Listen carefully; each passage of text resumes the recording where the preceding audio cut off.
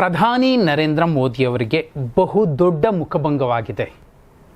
ಅದರಲ್ಲೂ ಮುಖ್ಯವಾಗಿ ಜಾರಿ ನಿರ್ದೇಶನಾಲಯಕ್ಕೆ.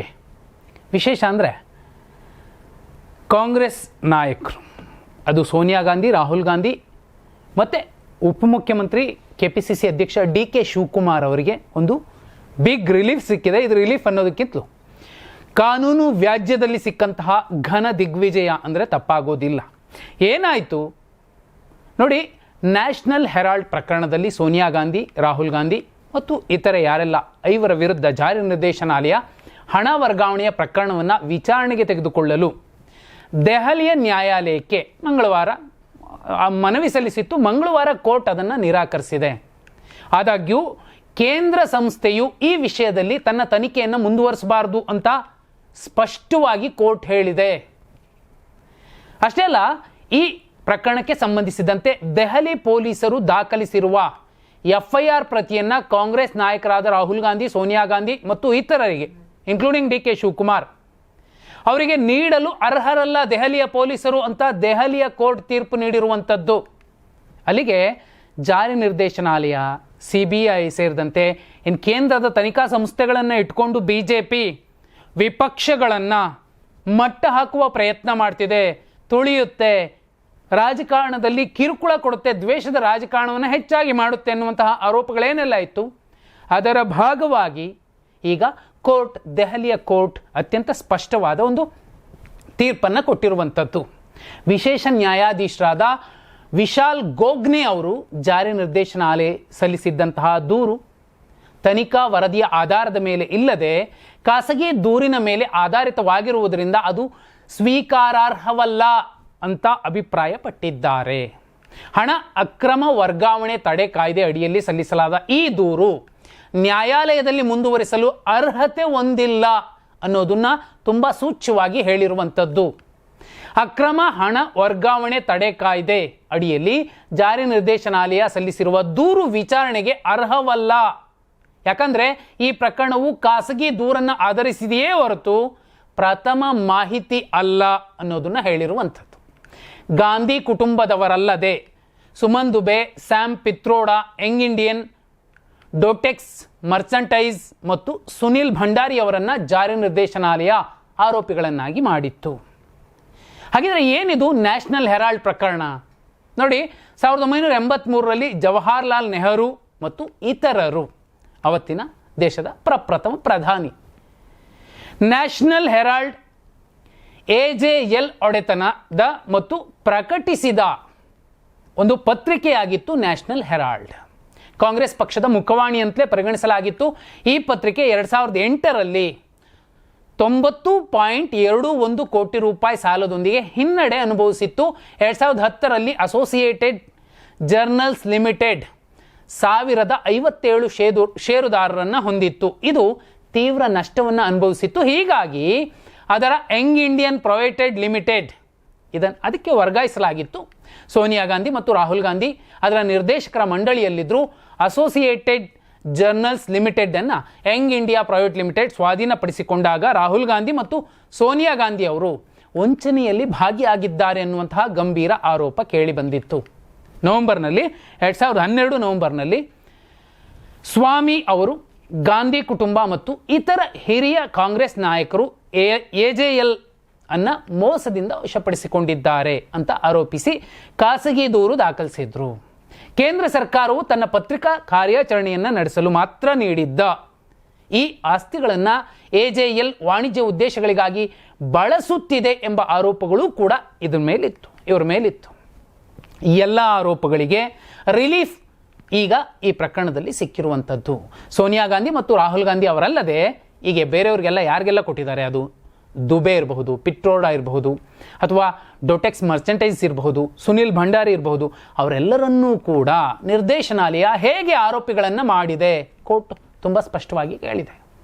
ಇನ್ನೂ ಮುಖ್ಯವಾಗಿ ನ್ಯಾಯಾಲಯದ ಇಂದಿನ ಆದೇಶವು ಈ ಎಲ್ಲ ಆರೋಪಿಗಳಿಗೆ ಬಿಗ್ ರಿಲೀಫನ್ನು ನೀಡಿರುವಂಥದ್ದು. ಈ ಪ್ರಕರಣ ರಾಷ್ಟ್ರೀಯ ಹೆರಾಲ್ಡ್ ಪತ್ರಿಕೆಯ ಮಾಲೀಕತ್ವಕ್ಕೆ ಸಂಬಂಧಿಸಿದಂತೆ ಉದ್ಭವಿಸಿತ್ತು ಅನ್ನೋದಕ್ಕಿಂತಲೂ ಮಿಗಿಲಾಗಿ ಅಲ್ಲಿ ಮೋಸ ಮತ್ತು ವಂಚನೆ ಆಗಿದೆ ಅನ್ನೋ ಒಂದು ಗಂಭೀರ ಆರೋಪ ಇತ್ತು. ಜಾರಿ ನಿರ್ದೇಶನಾಲಯ ಈ ಪ್ರಕರಣದಲ್ಲಿ ಹಣ ಅಕ್ರಮ ವರ್ಗಾವಣೆ ನಡೆದಿದೆ ಅಂತ ಆರೋಪಿಸಿತ್ತು. ಇಡಿ ಖಾಸಗಿ ದೂರನ್ನು ಆಧರಿಸಿ. ಆದರೆ ನ್ಯಾಯಾಲಯ ದೂರಿನ ಮೂಲವನ್ನು ಪ್ರಶ್ನಿಸಿ ಅದನ್ನು ಸ್ವೀಕರಿಸಲು ನಿರಾಕರಿಸಿದೆ. ಇದು ಜಾರಿ ನಿರ್ದೇಶನಾಲಯಕ್ಕೆ ಮತ್ತು ಪ್ರಧಾನಿ ನರೇಂದ್ರ ಮೋದಿಯವರ ಸರ್ಕಾರಕ್ಕೆ ಬಹುದೊಡ್ಡ ಹಿನ್ನಡೆಯಾಗಿದೆ. ಯಾಕಂದರೆ ನ್ಯಾಯಾಲಯದ ಈ ನಿರ್ಧಾರ ಕಾಂಗ್ರೆಸ್ ಪಕ್ಷಕ್ಕೆ ಒಂದು ರೀತಿಯ ದಿಗ್ವಿಜಯ ಆಗಿದೆ. ವಿಶೇಷ ಅಂದರೆ ಡಿ ಕೆ ಶಿವಕುಮಾರ್ ಅವ್ರಿಗೂ ಕೂಡ ಇಡಿ ನೋಟಿಸ್ ಕೊಟ್ಟಿತ್ತು ಇದೇ ಪ್ರಕರಣಕ್ಕೆ ಸಂಬಂಧಿಸಿದಂತೆ. ಡಿ ಕೆ ಸುರೇಶ್ ಅವರು ಮತ್ತು ಅವರ ಆಪ್ತರೊಬ್ಬರಿಗೂ ಕೂಡ ಸೇರಿಸಿ ನೋಟಿಸ್ ಕೊಟ್ಟಿತ್ತು. ದೆಹಲಿಗೆ ಹೋಗಿ ಪೊಲೀಸರನ್ನು ನಾನು ಮಾತಾಡಿ ಬರ್ತೀನಿ, ಏನಿದೆಯೋ ನಾನು ನನ್ನ ಕಾನೂನಿನ ಕ್ರಮ ತಗೋತೀನಿ ಅಂತ ಡಿ ಕೆ ಶಿವಕುಮಾರ್ ಅವರು ಕೂಡ ಹೇಳಿದ್ರು. ಇಡಿ ಸಲ್ಲಿಸಿದ್ದ ಹಣ ಅಕ್ರಮ ವರ್ಗಾವಣೆ ಆರೋಪಗಳನ್ನು ನ್ಯಾಯಾಲಯವು ಒಪ್ಪಿಕೊಳ್ಳಲು ನಿರಾಕರಿಸಿರುವುದು ಪ್ರಕರಣದ ಮುಂದಿನ ಬೆಳವಣಿಗೆಗಳಿಗೆ ಮಹತ್ವದ ತಿರುವು ನೀಡಿದೆ. ಈ ಪ್ರಕರಣ ಇಷ್ಟು ದೊಡ್ಡ ಮಟ್ಟಕ್ಕೆ ಸೌಂಡ್ ಮಾಡಲಿಕ್ಕೆ ಕಾರಣ ಆಗಿದ್ದು ಸುಬ್ರಹ್ಮಣ್ಯನ್ ಸ್ವಾಮಿ ಅವರು ಸಲ್ಲಿಸಿದ್ದ ಖಾಸಗಿ ದೂರಿನಿಂದ ಈ ಪ್ರಕರಣ ಆರಂಭ ಆಗಿತ್ತು.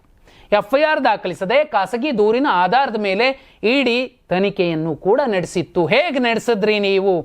ದೆಹಲಿಯ ಕೋರ್ಟ್ ಕೇಳಿದೆ. ಈಗ ಇನ್ನು ಮುಂದೆ ಕೂಡ, ಯಾಕಂದರೆ ಈ ನೆಲದ ಕಾನೂನುಗಳು ತುಂಬ ಗಟ್ಟಿಯಾಗಿವೆ. ಅವುಗಳ ಕಬಂಧ ಬಾಹು ಎಲ್ಲಿಯ ತನಕ ಚಾಚುತ್ತೆ ಅಂದರೆ ಸತ್ಯಮೇವ ಜಯತೆ ಅನ್ನುವಂತಹ ಒಂದು ಉದ್ಘೋಷ ಏನಿದೆ ಅದು ಜೀವಂತವಾಗಿ ಉಳಿಯುವ ರೀತಿಯಲ್ಲಿ ಈ ನೆಲದ ಕಾನೂನುಗಳು ಮತ್ತು ಸಂವಿಧಾನ ಕಾಪಾಡುತ್ತೆ. ಆ ಕಾರಣಕ್ಕೋಸ್ಕರನೇ ನ್ಯಾಯಾಲಯ FIR ಇಲ್ಲದೆ ಖಾಸಗಿ ದೂರಿನ ಮೇಲೆ PMLA ಅಡಿಯಲ್ಲಿ ಅಕ್ರಮ ಹಣ ವರ್ಗಾವಣೆ ಕಾಯ್ದೆ ಅಡಿಯಲ್ಲಿ ಆರೋಪ ಪಟ್ಟಿ ಸ್ವೀಕರಿಸಲು ಸಾಧ್ಯವಿಲ್ಲ ಈಗಂತ ಸ್ಪಷ್ಟವಾಗಿ ಹೇಳಿರುವಂಥದ್ದು. ಅದಕ್ಕಿಂತಲೂ ಮಿಗಿಲಾಗಿ ಪ್ರಸ್ತುತ ಅಕ್ರಮ ಹಣ ವರ್ಗಾವಣೆಗೆ ಸಂಬಂಧಿಸಿದ ದೂರು FIR ಆಧರಿಸಿರದೆ ಸಾರ್ವಜನಿಕ ವ್ಯಕ್ತಿಯಾದ ಡಾಕ್ಟರ್ ಸುಬ್ರಹ್ಮಣ್ಯನ್ ಸ್ವಾಮಿ ಅವರು CRPC ಸೆಕ್ಷನ್ 200ರ ಅಡಿಯಲ್ಲಿ ಸಲ್ಲಿಸಿದ್ದ ದೂರಿನ ಅಡಿ ಹೊರಡಿಸಲಾದ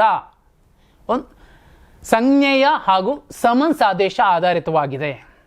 ಪ್ರಸ್ತುತ ದೂರನ್ನು ಸಂಜ್ಞೇಯವಾಗಿ ಪರಿಗಣಿಸಲು ಕಾನೂನಿನಲ್ಲಿ ಅವಕಾಶವಿಲ್ಲ ಅಂತ ಕೋರ್ಟ್ ವಿವರವಾಗಿ ಹೇಳಿರುವಂಥದ್ದು. PMLA ಕಾಯ್ದೆಯಡಿ ಉಲ್ಲೇಖಿಸಲಾದ ಅನುಸೂಚಿತ ಕೃತ್ಯಕ್ಕೆ FIR ಆಧರಿಸಿ ಅಷ್ಟೇಯೇ ಇಡಿ ಹಣ ವರ್ಗಾವಣೆ ಪ್ರಕರಣ ಹೂಡಬಹುದೇ ವಿನಃ ಇಲ್ಲ ಅಂದರೆ ಸಾಧ್ಯ ಇಲ್ಲ ಅನ್ನೋದನ್ನು ಒತ್ತಿ ಹೇಳಿರುವಂಥದ್ದು ಕೋರ್ಟ್. PMLA ಸೆಕ್ಷನ್ 3ರ ಅಡಿಯಲ್ಲಿ ವ್ಯಾಖ್ಯಾನಿಸಲಾದ ಹಾಗೂ ಸೆಕ್ಷನ್ 4ರ ಅಡಿಯಲ್ಲಿ ಶಿಕ್ಷಾರ್ಹವಾಗಿರುವ ಹಣಕಾಸು ಅಕ್ರಮ ಅಪರಾಧಕ್ಕೆ ಸಂಬಂಧಿಸಿದ ತನಿಖೆ ಮತ್ತು ಅದರ ಆಧಾರದ ಮೇಲೆ ಸಲ್ಲಿಸಲಾದ ಅಭಿಯೋಗ ದೂರು ಕಾಯ್ದೆಯ ಅನುಸೂಚಿಯಲ್ಲಿ ಉಲ್ಲೇಖಿಸಲಾದ ಅಪರಾಧಕ್ಕೆ ಸಂಬಂಧಿಸಿದಂತೆ FIR ಇಲ್ಲದಿದ್ದಲ್ಲಿ ಮಾನ್ಯವಾಗದು ಈ ಕೇಸ್ ಅನ್ನೋದನ್ನು ನ್ಯಾಯಾಧೀಶರು ಹೇಳಿರುವಂಥದ್ದು. ಸೋನಿಯಾ ಮತ್ತು ರಾಹುಲ್ ವಿರುದ್ಧ ಇಡಿ ಸಲ್ಲಿಸಿದ್ದ ದೂರನ್ನು ಇದೇ ಕಾರಣಕ್ಕೋಸ್ಕರ ವಜಾಗೊಳಿಸಿರುವಂಥದ್ದು. ಸೆಕ್ಷನ್ಗಳನ್ನು ತುಂಬ ಸ್ಪಷ್ಟವಾಗಿ ಮೆನ್ಷನ್ ಮಾಡಿದ್ದಾರೆ ಜಡ್ಜ್. ಪ್ರಕರಣದಲ್ಲಿ ದೆಹಲಿ ಪೊಲೀಸರ ಆರ್ಥಿಕ ಅಪರಾಧ ವಿಭಾಗ ಈಗ FIR ದಾಖಲಿಸಿರುವುದರಿಂದ ಆರೋಪಗಳ ತಾತ್ವಿಕ ಅಂಶಗಳಿಗೆ ಸಂಬಂಧಿಸಿದಂತೆ ಇಡಿ ಮಾಡಿದ ವಾದಗಳನ್ನು ಈ ಹಂತದಲ್ಲಿ ನಿರ್ಣಯಿಸುವುದು ಅಕಾಲಿಕ ಮತ್ತು ಅಸಮಂಜಸ ಎಂದು ನ್ಯಾಯಾಲಯ ಸ್ಪಷ್ಟವಾಗಿ ದಾಖಲಿಸಿದೆ. ದೆಹಲಿ ಪೊಲೀಸರು FIR ದಾಖಲಿಸಿದ್ದು ಹಾಗೂ ಪ್ರಕರಣದ ತನಿಖೆ ನಡೆಯುತ್ತಿದೆ ಎಂದು ಇಡಿ ಹೇಳಿರುವುದರಿಂದ ಮುಂದಿನ ಹಂತದಲ್ಲಿ ಇಡಿ ಬೇಕಾದರೆ ಹೆಚ್ಚುವರಿ ವಾದಗಳನ್ನು ಸಲ್ಲಿಸಬಹುದು ಎಂದು ನ್ಯಾಯಾಲಯ ಸೇರಿಸಿ ಒಂದು ಆದೇಶವನ್ನು ಕೊಟ್ಟಿರುವಂಥದ್ದು. ದೆಹಲಿ ಪೊಲೀಸರು FIR ದಾಖಲಿಸಿದ್ದು ಹಾಗೂ ಪ್ರಕರಣದ ತನಿಖೆ ನಡೆಯುತ್ತಿದೆ ಎಂದು ಇಡಿ ಹೇಳುವುದರಿಂದ ಮುಂದಿನ ಹಂತದಲ್ಲಿ ಇಡಿ ಬೇಕಾದರೆ ಇನ್ನಷ್ಟು ಹೆಚ್ಚಿನ ಸಾಕ್ಷ್ಯಗಳನ್ನು ಅಥವಾ ದೂರುಗಳನ್ನು ಅಥವಾ ವಾದಗಳನ್ನು ಸಲ್ಲಿಸುವ ಮೂಲಕ ಕೋರ್ಟ್ಗೆ ಮತ್ತೊಂದು ಸಲ ಅಪೀಲ್ ಮಾಡಬಹುದು ಅಥವಾ ಹೆಚ್ಚುವರಿಯಾಗಿ ತಮ್ಮ ವಾದವನ್ನು ಮಂಡಿಸಬಹುದು. ನ್ಯಾಷನಲ್ ಹೆರಾಲ್ಡ್ ಪತ್ರಿಕೆಯ ಒಡೆತನ ಹೊಂದಿದ್ದ ಅಸೋಸಿಯೇಟ್ ಜರ್ನಲ್ಸ್ ಲಿಮಿಟೆಡ್ಗೆ ಕಾಂಗ್ರೆಸ್ ಪಕ್ಷ 90 ಕೋಟಿಯಷ್ಟು ಸಾಲ ನೀಡಿತ್ತು. ಯಂಗ್ ಇಂಡಿಯಾ ಸಂಸ್ಥೆ ಕಾಂಗ್ರೆಸ್ಗೆ ಕೇವಲ 50 ಲಕ್ಷ ನೀಡಿ AJL ಕಾಂಗ್ರೆಸ್ಗೆ ನೀಡಬೇಕಿದ್ದ 90 ಕೋಟಿಯಷ್ಟು ಹಣ ಹಿಂಪಡೆಯಬೇಕಾದ ಹಕ್ಕನ್ನು ತನ್ನದಾಗಿಸಿಕೊಂಡಿತ್ತು ಎಂಬುದು ಹಗರಣದ ಸಾರವಾಗಿತ್ತು. ಈಕ್ವಿಟಿ ವಹಿವಾಟಿನಲ್ಲಿ 2,000 ಕೋಟಿಗೂ ಅಧಿಕ ಆಸ್ತಿ ಅವ್ಯವಹಾರ ನಡೆದಿದೆ ಎಂಬ ಆರೋಪವೂ ಕೂಡ ಕೇಳಿಬಂದಿತ್ತು. ಈ ಎಲ್ಲ ಕಾರಣಗಳಿಗೇನೆ ನ್ಯಾಷನಲ್ ಹೆರಾಲ್ಡ್ ತುಂಬ ಸೌಂಡ್ ಮಾಡಿತ್ತು. ಆದರೆ ಈಗ ತುಂಬ ಸ್ಪಷ್ಟವಾಗಿ ಕೋರ್ಟ್ ಹೇಳಿರುವಂಥದ್ದು ಇದು ನರೇಂದ್ರ ಮೋದಿಯವರಿಗೆ ಬಹುಮುಖ್ಯವಾಗಿ ಇಡಿಗೆ ಬಹುದೊಡ್ಡ ಮುಖಭಂಗವಾಗಿದೆ. ಯಾಕಂದರೆ ಸುಬ್ರಹ್ಮಣ್ಯನ್ ಸ್ವಾಮಿ ಅವರು ಸಲ್ಲಿಸಿದ್ದಂತಹ ಖಾಸಗಿ ದೂರು ದಾಖಲಿಸಿ ವಂಚನೆ, ಕ್ರಿಮಿನಲ್ ಪಿತೂರಿ, ಕ್ರಿಮಿನಲ್ ನಂಬಿಕೆ ದ್ರೋಹ ಹಾಗೂ ಆಸ್ತಿ ದುರುಪಯೋಗದ ಆರೋಪಗಳನ್ನು ಮಾಡಿದ್ರು. ಅದು ಖಾಸಗಿ ದೂರು ಅನ್ನೋದನ್ನು ಸ್ಪಷ್ಟವಾಗಿ ಈಗ ಕೋರ್ಟ್ ಹೇಳ್ತಿರುವಂಥದ್ದು. ಇದು ಕಾಂಗ್ರೆಸ್ಗೆ ಇತ್ತೀಚೆಗೆ ಸಿಕ್ಕಂತಹ ಒಂದು ಘನ ದಿಗ್ವಿಜಯ. ಹಾಗಂತ ಇಡಿ ಇಲ್ಲಿಗೆ ಸುಮ್ಮನೆ ಇರುತ್ತಾ? ಇಲ್ಲ, ಇನ್ನು ತನ್ನ ತಾಕತ್ತೇನು ಅನ್ನೋದನ್ನು ಪ್ರದರ್ಶಿಸಬಹುದು. ಆದರೆ ಈ ಒಂದು ಆದೇಶ, ತೀರ್ಪು ಮುಂದಿನ ಕೋರ್ಟ್ಗಳಿಗೆ ಹೋದಾಗ ಕಾಂಗ್ರೆಸ್ ತುಂಬ ಬಲವಾಗಿ ಮಂಡಿಸುವ ಒಂದು ಜಡ್ಜ್ಮೆಂಟ್ ಆಗಿ ಉಳಿಯುತ್ತೆ.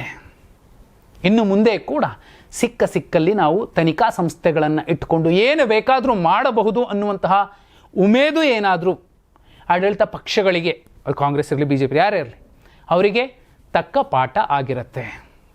ನ್ಯಾಷನಲ್ ಹೆರಾಲ್ಡ್ ಪ್ರಕರಣಕ್ಕೆ ಸಂಬಂಧಿಸಿದಂತೆ ದೆಹಲಿಯ ಕೋರ್ಟ್ ನೀಡಿರುವಂತಹ ಈ ಜಡ್ಜ್ಮೆಂಟ್ ಬಗ್ಗೆ ನೀವೇನಂತೀರಾ? ಕಮೆಂಟ್ ಮಾಡಿ.